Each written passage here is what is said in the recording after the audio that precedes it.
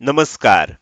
Share market Marathi या YouTube चॅनलवर आपल्या सर्वांचं हार्दिक स्वागत. आजच्या या व्हिडिओमध्ये आपण गुरुवार दिनांक 18 जानेवारी 2024 साठीचं इंडेक्स व स्टॉकचं विश्लेषण करणार आहोत. मात्र या व्हिडिओला सुरुवात करण्यापूर्वी आपल्या सर्वांना एक नम्र सूचना आहे, ती म्हणजे या व्हिडिओच्या डिस्क्रिप्शनमध्ये आपण शेअर मार्केट मराठीच्या व्हॉट्सअप, टेलिग्राम आणि फेसबुक ग्रुपच्या लिंक दिलेल्या आहेत. तुम्ही ते ग्रुप जॉईन करू शकता. त्याचसोबत आपण तिथे शेअर मार्केट मराठीच्या वेबसाईटची लिंक सुद्धा उपलब्ध करून दिलेली आहे. आपण आपल्या वेबसाईटला अवश्य भेट द्या. या महत्त्वाच्या सूचनेनंतर आता आपण आपल्या मूळ विषयाकडे परत येऊया आणि आज बुधवारी मार्केटमध्ये कशा प्रकारे मूव्हमेंट झाली व उद्या गुरुवारी कशा प्रकारे मूव्हमेंट होऊ शकते याचं विश्लेषण करण्यासाठी डायरेक्टली जाऊया चार्टवर. आणि इथे मी निफ्टीचा 15 मिनिटाचा चार्ट ओपन केलेला आहे. आपल्याला आज सकाळी सकाळीच मार्केटनं एक अतिशय मोठा आणि आश्चर्याचा धक्का दिला. तुम्ही बघू शकता की निफ्टीमध्ये ज्याच्यामध्ये आपण कंटिन्युअस एक तेजी आणि त्यानंतर मागचे काही दिवस साइडवेज चाललो होतो, त्यानंतर आपल्याला एक खूप मोठं गॅप डाऊन ओपनिंग बघायला मिळालं. आणि हे गॅप डाऊन ओपनिंग एवढं मोठं होतं की ज्याचा आपण विचार सुद्धा केलेला नव्हता. आणि त्यानंतर आपल्याला एक बाउन्स बघायला मिळाला.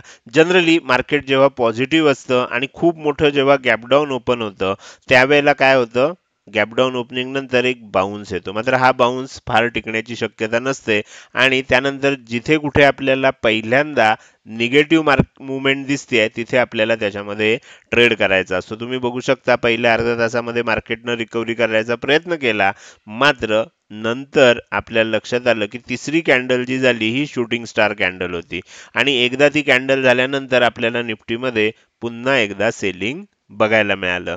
आता आज ज्या पद्धतीने ही मूव्हमेंट झाली ही आपल्याला अजिबात अपेक्षित नव्हती आणि ह्याच संदर्भात मी काल तुम्हाला काहीतरी सांगितलेलं होतं.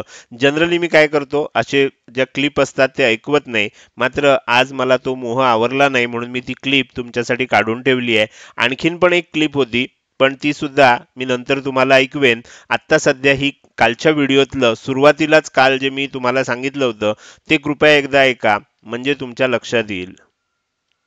झालं आणि पुन्हा वर गेलं. आणि मी हे पण सांगितलं होतं की जरी आज गॅप डाऊन ओपन होत असलं तरी सुद्धा जर मार्केटला निगेटिव्ह जायचं असेल तर मार्केट आपल्याला त्याचे इंडिकेशन्स देणार, बिअरिश प्राइस ऍक्शन होणार, काहीतरी एम पॅटर्न होईल, काहीतरी होईल आणि त्यानंतर क्लोजिंग जे आहे ते सुद्धा आपल्याला प्रॉपर पद्धतीनं निगेटिव्ह मिळणार आहे. म्हणजे पहिल्या दिवशी तर आपल्याला कळणारच नाही की एवढं मोठं सेलिंग का झालं आणि तिथून मग आपल्याला कदाचित सेलिंगची सुरुवात होऊ शकते. जोपर्यंत तसं होत नाही तोपर्यंत हे मार्केट बाय ऑन डिप्स आहे, ही गोष्ट लक्षात ठेवायची. आता ओके, तुमच्या लक्षात आलं असेल की कालच मी सांगितलेलं होतं की मार्केटमध्ये ज्या वेळेला सेलिंग येणार आहे, प्रॉफिट बुकिंग येणार आहे, त्यावेळेला आपल्याला पहिल्या दिवशी काय होईल हे कळणारच नाही. एवढं सेलिंग का आलं, कशामुळे आलं हे समजणार नाही आणि त्यानंतर मग मार्केट, कारण सेलिंगचं मार्केट जेव्हा स्टार्ट होतं ते पहिल्या वेळेला सुरुवातीला आपल्याला अजिबात कळू देत नाही आणि एकदम मोठं गॅप डाऊन होतं आणि त्यानंतर आपल्याला सेलिंग होतंय हे लक्षात यायला लागतं. त्यामुळे पहिला दिवस हा पूर्णपणे आपण असा प्रयत्नात असतो, पूर्णपणे बुलिश मेंटॅलिटीमध्ये गेलेलो असतो आणि अशा प्रयत्नात असतो की खाली ओपन झालंय आपल्याला बाय करून पुन्हा वर न्यायचं आहे, पण मग तिथे थोडंसं आपल्याला अडचण होऊ शकते. आता आपण परत आजच्या प्राइस ऍक्शनकडे येऊया. आता एवढं मोठं सेलिंग का झालं असेल, म्हणजे आपल्याला सकाळी तर कुणालाच काही कळलं नाही असं का झालं. मार्केट आपण जर बघितलं तर थोडंसं आपण गिफ्ट निफ्टी वगैरे जर बघितलं तर थोडंसं निगेटिव्ह होतं, खूप मोठं काही निगेटिव्ह नव्हतं पण निगेटिव्ह होतं आणि काल सुद्धा आपल्याला निगेटिव्ह दिसतच होतं. तर एवढं मोठं गॅप डाऊन, म्हणजे बँक निफ्टीमध्ये आज जे गॅप डाऊन ओपनिंग झालं हे मला आठवत नाही मागच्या 2 वर्षात, एकदा रेकॉर्ड चेक करून बघावं लागेल, मागच्या 2 वर्षात एवढं मोठं गॅप डाऊन बँक निफ्टीमध्ये कधीच झालं नव्हतं आणि ते आज आपल्याला बघायला मिळालं. पहिला दिवस हा असाच असतो जिथनं आपल्याला थोडंसं सेलिंग येण्याची शक्यता असते. आता आपल्याला ह्याच्यासाठी कारणं बघायची आहेत, बरोबर. हे नक्की का झालं हे थोडक्यात समजून घ्यायचं आहे. तर सगळ्यात महत्त्वाची गोष्ट अशी होती की आपल्याला US मार्केटचा आपल्यावर खूप प्रभाव असतो आणि अमेरिकन जी रिझर्व्ह बँक आहे, ज्याला फेड म्हटलं जातं, तर त्याचे जे गव्हर्नर आहेत त्यांनी एक हॉकिश स्टेटमेंट केलं. हॉकिश याचा अर्थ थोडंसं आपल्या दृष्टीनं बघायला गेलं तर बिअरिश स्टेटमेंट केलं. त्यांनी काय सांगितलं की आता इंटरेस्ट रेट कट जे होणार आहेत ते आत्ता जी परिस्थिती आहे ती बघता त्याच्यासाठी त्याला वेळ लागेल अशी परिस्थिती आहे.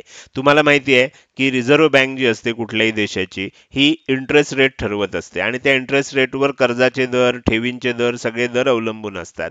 तर आत्तापर्यंत आपल्याला असं वाटत होतं की मार्च क्वार्टरमध्ये म्हणजे मार्च महिन्यामध्ये अमेरिकन फेड जी आहे म्हणजे अमेरिकेची जी रिझर्व्ह बँक आहे ती इंटरेस्ट रेट कट करायला सुरुवात करेल. मध्ये काय झालं होतं आपल्याला की इंटरेस्ट रेट वाढवले गेले होते मागच्या 1-1.5 वर्षात 2 वर्षामध्ये इंटरेस्ट रेट वाढवले गेले होते. याचं कारण मार्केटमध्ये असं वाटत होतं की एक इन्फ्लेशन वाढतंय. मग अशा वेळेला इंटरेस्ट रेट वाढवले जातात आणि आता जर परिस्थिती नॉर्मल व्हायला लागली आहे तर मागच्या वेळेला त्यांनी असं सांगितलं होतं की इंटरेस्ट रेट आता कमी व्हायला सुरुवात होतील. त्यामुळे 80-90% लोकांना असं वाटत होतं की मार्चमध्ये अमेरिकन फेड जी आहे ती इंटरेस्ट रेट कमी करेल आणि एकदा अमेरिकन फेडनं कमी केले की जनरली तोच जो पायंडा असतो तो आपल्याकडे फॉलो होतो आणि मग आपली रिझर्व्ह बँक सुद्धा इंटरेस्ट रेट कमी करेल आणि त्याच्यामुळे आपल्याला काय फायदा होईल की जे होम लोन्स आहेत वगैरे वेगवेगळ्या प्रकारची जी लोन असतात त्याच्यावरचा इंटरेस्ट रेट कमी होतो आणि ती आशा आता थोडीशी लांब गेल्यामुळे आपल्याला काय झालं मार्केटमध्ये हे मोठं सेलिंग बघायला मिळालं. हे एक महत्त्वाचं कारण आहे. तशी बघायला गेलात तर तुम्हाला 4-5 कारणं मिळतील. दुसरं कारण आहे एचडीएफसी बँकेचा जो रिझल्ट आला तो अतिशय म्हणजे ज्या अपेक्षा होत्या त्याच्यापेक्षा वाईट आला आणि त्याच्यामुळे काय झालं की एचडीएफसीनं आज आपल्याला मार्केटमध्ये मंदीची सुरुवात करून दिली की काय असं म्हणायला परिस्थिती निर्माण झाली आहे.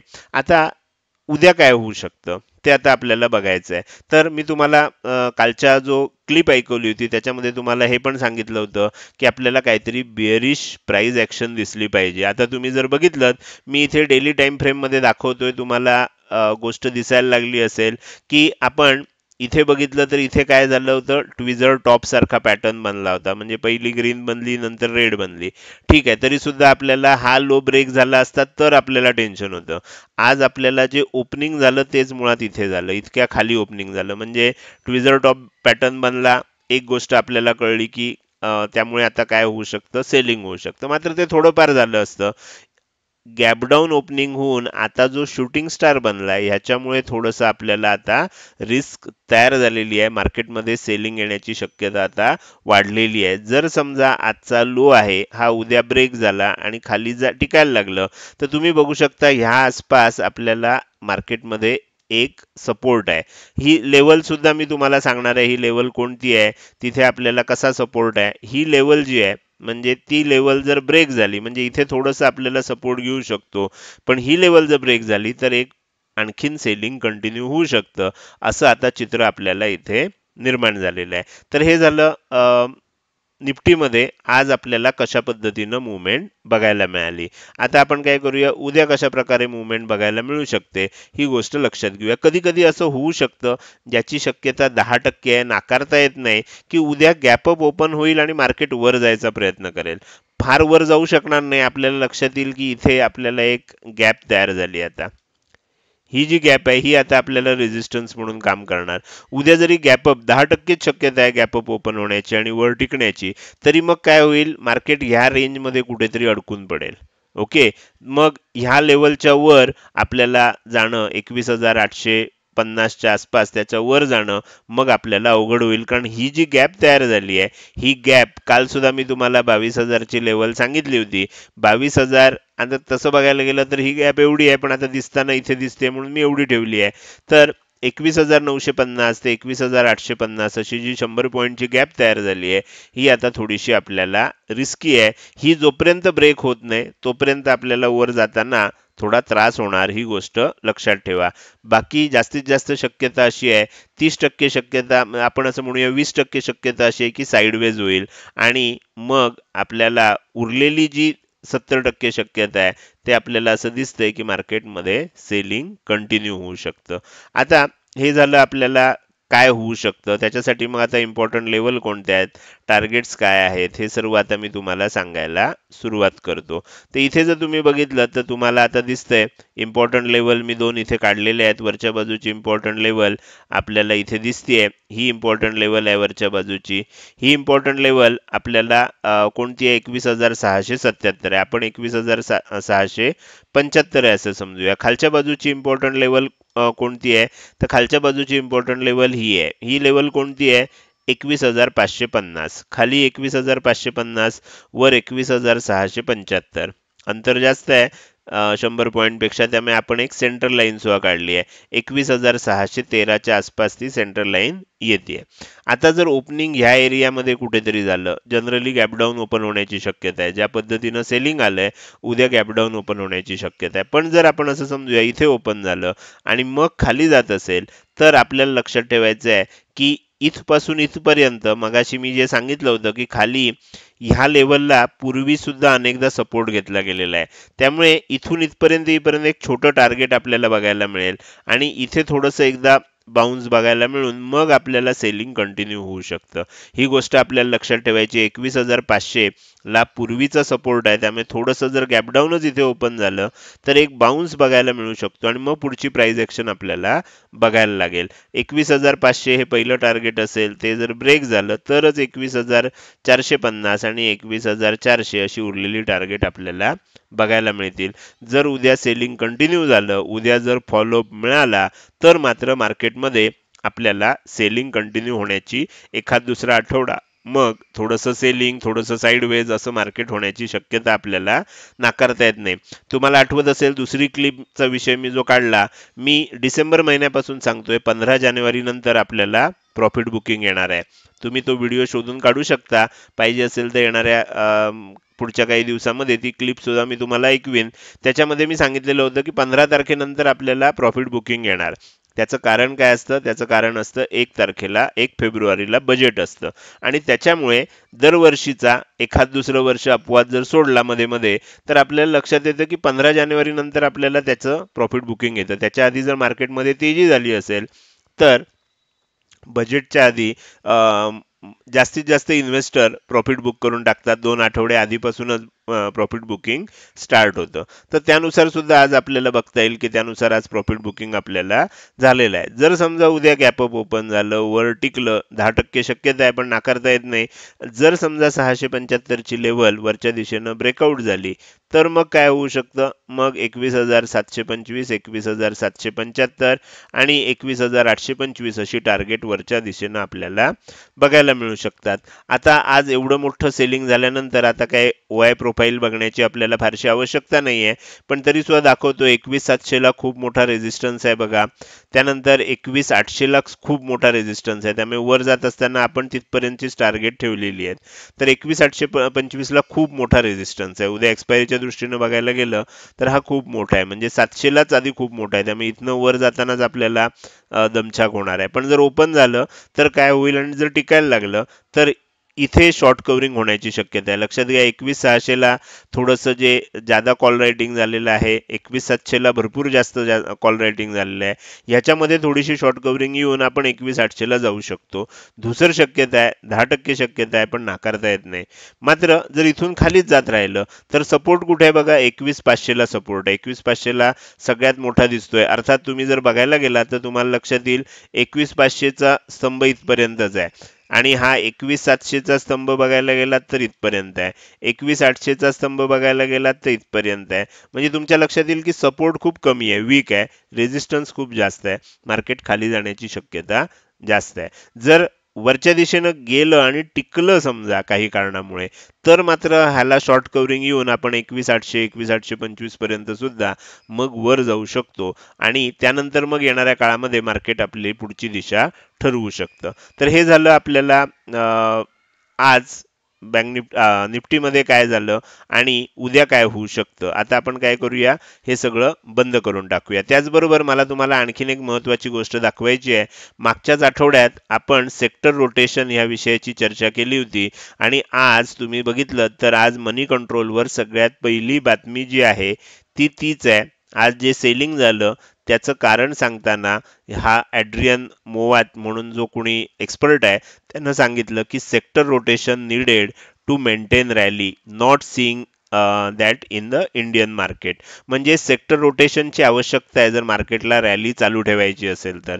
सेक्टर रोटेशनचा व्हिडिओ ज्यांनी बघितला असेल त्यांना लक्षात आलं असेल की सगळेच म्हणजे ठरलेले स्टॉक कायम मार्केटला वर नेऊ शकत नाहीत, त्याच्यामध्ये प्रॉफिट बुकिंग यायला लागतं, मग उरलेल्या स्टॉकनी मार्केटला वर न्यावं लागतं, तर त्याला म्हणतात सेक्टर रोटेशन. नसेल व्हिडिओ बघितला तर कृपया तो व्हिडिओ एकदा बघा, मागच्या आठवड्यात शनिवारी बनवलेला आहे, आपल्या चॅनलवर शोधलात तर मिळेल. आणि तो एक्सपर्ट असं म्हणतोय की भारतीय मार्केटमध्ये सेक्टर रोटेशन बघायला मिळत नाहीये आणि म्हणून रॅली आपल्याला कंटिन्यू होताना दिसत नाही. अर्थात हे झालं त्याचं वैयक्तिक मत. सेक्टर रोटेशनवर आपण मागच्याच आठवड्यात व्हिडिओ बनवला आणि आज आपल्याला त्याची चर्चा सुद्धा चालू झालेली बघायला मिळते. तर हे झालं आपल्याला निफ्टीचं आणि ओव्हरऑल मार्केटचं. आता आपण काय करूया, मी थोडंसं पुन्हा बँक निफ्टीवर घेऊन येतो. आता बँक निफ्टीमध्ये आपल्याला वरच्या बाजूची इम्पॉर्टंट लेवल तुम्हाला ही आहे 46,400च्या आसपास. खालच्या बाजूची इम्पॉर्टंट लेवल आपल्याला इथे दिसते 45,975च्या आसपास.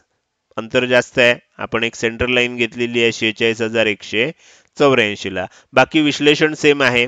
खाली जर टिकलं तर आपल्याला 45,975च्या खाली जर टिकलं, म्हणजे 46,000च्या थोडक्यात खाली जर टिकलं तर आपल्याला 45,875, 45,775 आणि 45,675, थोडक्यात सांगायचं झालं तर 45,500 पर्यंत आपण खाली जाऊ शकतो. तर ही गोष्ट आपल्याला लक्षात ठेवायची. आज खूपच मोठं बँक निफ्टीमध्ये सेलिंग आलं. 4% मार्केट डाऊन होणं बँक निफ्टीमध्ये हे फार बरेच वर्षानंतर आपल्याला बघायला मिळालं. जर समजा खूप जास्त गॅप डाऊन झाल्यामुळे जर उद्या गॅप अप ओपन झालं आणि जर वर टिकत असेल तर 46,400च्या वर गेल्यानंतर 46,500, 46,600, अर्थात इथे लक्षात ठेवा हाच मोठा रेझिस्टन्स होणार आहे उद्या. तर इथेच आपल्याला रेझिस्टन्स 46,500 पर्यंतच होईल. जर ह्याच्याही वर ओपन झालं तर थोडंसं शॉर्ट कव्हरिंग येऊ शकतं आणि मग 46,600, 46,700च्या दिशेनं वाटचाल बघायला मिळू शकते. हे झालं बँक निफ्टी विषयी. आता आपण उरलेले जे 2 इंडेक्स आहेत त्याचा पटापट चार्ट बघूया. हा चार्ट मी तुम्हाला फक्त ओके स्क्रीनशॉट घेण्यासाठी काढून दाखवतोय. तुम्ही याचं स्क्रीनशॉट घेऊन सेम पद्धतीनं विश्लेषण करायचं आहे. विश्लेषणाची पद्धत काहीही बदलायची गरज नाही आहे, कारण सगळ्या ठिकाणी आपल्याला सेलिंगमध्ये एक बरं असतं, कुठलाही इंडेक्स काढा, कुठलाही स्टॉक काढा, आपल्याला त्याच्यामध्ये सेलिंगच बघायला मिळतं. तर त्या पद्धतीनं आज आपल्याला इथे सुद्धा दिसतंय इम्पॉर्टंट लेवल आणि टार्गेट लेवल आपल्या पुढ्यात आहेत. आपण आता पुढे जाऊया. निफ्टी मिड कॅप सिलेक्ट या इंडेक्सचं आपण चार्ट बघूया आणि त्याच्यामध्ये सुद्धा आपल्याला लक्षात ठेवूया की निफ्टी मिड कॅप सिलेक्टमध्ये थोडंसं आधीपासूनच सेलिंग स्टार्ट झालं होतं, त्यामुळे असं मेजर सेलिंग आपल्याला आज बघायला मिळालं नाही, पण सेलिंग झालेलंच आहे. इथे आपल्याला सगळ्या इम्पॉर्टंट लेवल आणि target level Nifty mid cap सिलेक्टच्या दिलेल्या आहेत. आता आपण थोडंसं पुढे जाऊया आणि हा व्हिडिओ जो होता हे सुद्धा बंद करून टाकूया. ओके, आता आतापर्यंत आपण इंडेक्स अनालिसिस बघितलं. आता आपण या व्हिडिओमध्ये थोडंसं पुढे जातोय आणि एक महत्त्वाची सूचना आपल्याला बघायची आहे. तर ती सूचना मी सांगतोय. ती सूचना आपल्या 2 ॲडिशनल सर्व्हिसेस विषयी आहे. प्रीमियम ग्रुप विषयीची सूचना आहे. जे सदस्य नियमित बघतायत त्यांना हे आता लक्षात आलं असेल की तुम्हाला जर प्रीमियम ग्रुपमध्ये सहभागी व्हायचं असेल शेअर मार्केट मराठीच्या, तर इथं ब्रोकरची नावं दिली आहेत अपस्टॉक, सॅलिस ब्लू, एंजल वन आणि सॅमको, आणि ह्या चारही ब्रोकरच्या रेफरल लिंक व्हिडिओच्या डिस्क्रिप्शनमध्ये दिलेल्या आहेत. तर व्हिडिओच्या डिस्क्रिप्शनमध्ये जा, रेफरल लिंकद्वारे अकाउंट ओपन करा. अकाउंट ओपन जर केलं आणि ते सक्सेसफुली ओपन झालं तर तुम्हाला शेअर मार्केट मराठीच्या प्रीमियम ग्रुपची लाईफ टाईम फ्री मेंबरशिप मिळेल. तुम्हाला जर प्रीमियम ग्रुपविषयी अधिक माहिती पाहिजे असेल तर प्रीमियम ग्रुप असा इंग्लिशमध्ये 2 शब्दाचा मेसेज तयार करा आणि तो व्हॉट्सअप मेसेज ह्या नंबरवर किंवा इथे खाली दिसत असणाऱ्या नंबरवर पाठवून द्या. व्हॉट्सअप पाठवा. या नंबरवर कॉल करू नका. कॉल केला तर तो उचलला जात नाही, ही गोष्ट लक्षात ठेवा. तर व्हॉट्सअप मेसेजद्वारे हा मेसेज पाठवला तर तुम्हाला प्रीमियम ग्रुपची अधिक माहिती पाठवली जाईल. त्याचबरोबर कॉम्बो कोर्सला आपण ॲडमिशन स्टार्ट केलेले आहेत जानेवारी बॅचसाठी आणि अतिशय चांगला रिस्पॉन्स मिळतोय. थोड्याच दिवसात आपण ॲडमिशन बंद करणार आहोत आणि त्यानंतर कधीपासून बॅच चालू होईल, कारण ॲडमिशन घेतल्या घेतल्या आपण काय करतो की तुम्हाला जे काही रेकॉर्डेड व्हिडिओ आहेत ते तुम्हाला दिले जातात आणि त्याच्यानंतर आपले लाईव्ह सेशन चालू होतात. तर एकदा जे काय आवश्यक आहे तेवढ्या ॲडमिशन झाल्या, बॅच फुल झाली, की लगेचच आपण ॲडमिशन बंद करणार आणि त्यानंतर आपल्याला पुढचा जो टाइम टेबल आहे ते तुम्हाला सांगितलं जाईल. अतिशय चांगल्या ॲडमिशन होत आहेत त्याबद्दल आपल्या सर्वांचे धन्यवाद. तर ह्याच्यामध्ये आपल्याला जर तुम्हाला ॲडमिशन घ्यायची असेल तर त्याची फी 7,500 रुपये आहे. तुम्हाला जर अधिक माहिती पाहिजे असेल तर पेड कोर्स असा व्हॉट्सअप मेसेज, जसं इकडे प्रीमियम ग्रुप होतं, पेड कोर्स असा एक व्हॉट्सअप मेसेज तयार करा आणि ह्या नंबरला किंवा ह्या नंबरला पाठवा. तुम्हाला त्याविषयी अधिक माहिती पाठवली जाईल. तुम्हाला जर ॲडमिशन घ्यायचे असतील तर लवकरात लवकर संपर्क साधा. ही गोष्ट लक्षात ठेवायची. आपण आता पुढे जाऊया आणि स्टॉकचं ॲनालिसिस करायला सुरुवात करूया. मार्केट जेव्हा बेरिश असतं तेव्हा स्टॉकचं ॲनालिसिस करणं एकदम सोपं असतं. कुठचेही स्टॉक काढायचे, जे पहिले आपल्याला टॉपचे दिसत आहेत ते स्टॉक आपण काढू शकतो आणि त्यानुसार मग आपल्याला विश्लेषण करणं सोपं जातं. तुम्ही इथे बघा, HDFC बँक आज सगळ्यात मोठा घोळ ज्या बँकेनं सुरुवात केली, ज्या स्टॉकनं, तो आहे HDFC बँक. HDFC बँकमध्ये सेलिंग झालंय. आपल्याला थोडंसं डेली टाइम फ्रेममध्ये बघायचं आहे, तर मी तुम्हाला इथे डेली टाइम फ्रेममध्ये दाखवण्याचा प्रयत्न करतो. ह्याच्यामध्ये सुद्धा shooting star gap down opening, shooting star pattern सगळं काही परफेक्ट बनलेलं आहे. जर आजचा हा लो ब्रेक झाला तर हा स्टॉक हळूहळू 1460 रुपयापर्यंत सुद्धा खाली येताना आपल्याला बघायला मिळू शकतो. अर्थात असं होईलच, इतकं मोठं टार्गेट येईलच असं नाही, पण इथून जर हा लो ब्रेक झाला तर आपल्याला आणखीन खाली नक्कीच एक 2% वगैरेचं टार्गेट नक्कीच मिळू शकतं. तर हे झालं HDFC बँकेविषयी. त्यानंतर आपण पुढचा स्टॉक बघूया जो आहे टाटा स्टील. टाटा स्टीलमध्ये आता काय झालंय बघा, टाटा स्टीलमध्ये एम पॅटर्न बनलाय. इथपर्यंत गेलं, इथपर्यंत हे आलं, परत इथपर्यंत गेलं, इथपर्यंत येऊन एम पॅटर्नचा आता ब्रेकआउट येतोय. तर त्याच्यामुळे पहिला टॉप वर बनलाय, दुसरा टॉप खाली बनलाय, एम पॅटर्न परफेक्ट बनलाय. जर उद्या याच्या खाली आपल्याला क्लोजिंग आलं तर येणाऱ्या काळामध्ये हा स्टॉक पुन्हा एकदा 128, 124 पर्यंत खाली येताना बघायला मिळू शकतो. स्टॉकचं नाव आहे टाटा स्टील लिमिटेड. हा झाला दुसरा स्टॉक. तिसरा स्टॉक आपण बघूया जो आहे सिटी युनियन बँकेचा. सिटी युनियन बँकेमध्ये सुद्धा आता आपल्याला एम पॅटर्न बघायला मिळतोय. इथून बघू शकता, हाय झाला, इथपर्यंत खाली आलं, परत वर गेला, परत खाली येतंय. पहिला हाय वर बनलाय, दुसरा हाय खाली बनलाय, बरोबर ब्रेकआउटला आलेला आहे. जर हा स्टॉक इथून खाली जात असेल तर खूप मोठं टार्गेट म्हणजे 144च्या खाली आल्यावर 132 आहे. आधी आपण 50% घेऊन मग ह्याचं सुद्धा 50% आणि उरलेल्याचं 50% असे 4 भाग याचे करू शकतो आणि ती टार्गेट म्हणून आपण घेऊ शकतो. स्टॉकचं नाव आहे सिटी युनियन बँक. आता असे कुठलेही स्टॉक घेऊ शकता जे आपल्याला टॉप सेलिंग झालेत.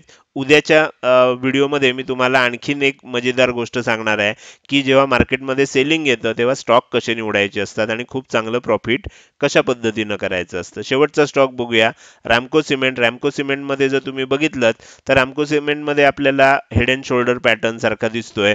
म्हणजे इथे आपल्याला एक शोल्डर बनला, परत खाली आलं, इथे वर एक हेड बनलं, परत इथपर्यंत जाऊन एक शोल्डर बनला. म्हणजे एक माणूस असतो, माणसाचं बघा इथे डोकं असतं, इथे खांदा असतो आणि त्याला हेड अँड शोल्डर म्हणजे ट्रिपल टॉप किंवा हेड अँड शोल्डर पॅटर्न म्हणतात.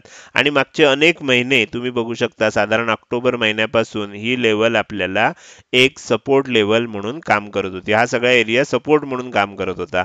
आता आपण तो ब्रेक करायला आणलाय. जर रॅमको सिमेंटमध्ये साधारणपणे 950च्या खाली हा स्टॉक टिकला तर मग आणखीन खूप मोठं सेलिंग आपल्याला बघायला मिळू शकतं. साधारण 100 रुपये आणखीन खाली येणाऱ्या काळामध्ये हळूहळू तो स्टॉक जाऊ शकतो. एका दिवसात जाईल असं माझं अजिबात म्हणणं नाहीये. तर हे झाले 4 स्टॉक आणि इंडेक्स बरोबरच स्टॉकचं विश्लेषण आपलं करून पूर्ण झालेलं आहे. हे विश्लेषण तुम्हाला कसं वाटलं?